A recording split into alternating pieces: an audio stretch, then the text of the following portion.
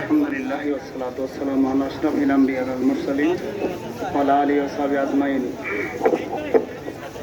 আমরা এখানে যে উদ্দেশ্যে দাঁড়িয়ে আছি, আমরা জানি যে কোটার জন্য আন্দোলন চলছে, বাংলাদেশে কোটার জন্য আন্দোলন চলছে।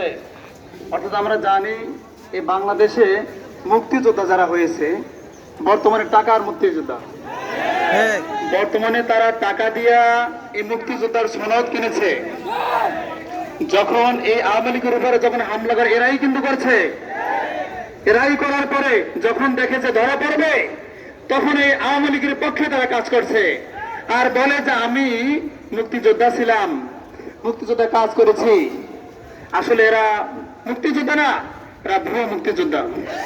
সেই ভুয়া মুক্তিযোদ্ধার ছেলেদের আমরা যারা মেধাবী ছাত্র আছি এদেরকে না দিয়ে যারা ভুয়া মুক্তিযোদ্ধা করে এদের ছেলেদের জন্য চাকরি হয় আর আমাদের চাকরি হয় না।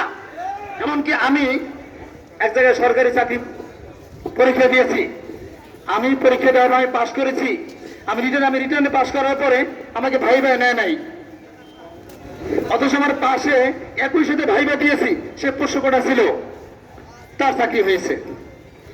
এই দুর্নীতি আর কতদিন করবেন আপনি?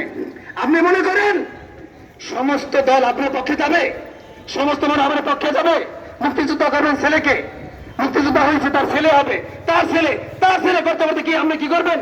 এই দেশটা আমনি বানাবেন? কখনো সম্ভব না, আপনি পারবেন না, সম্ভব না। সংগ্রামী উপস্থিতি,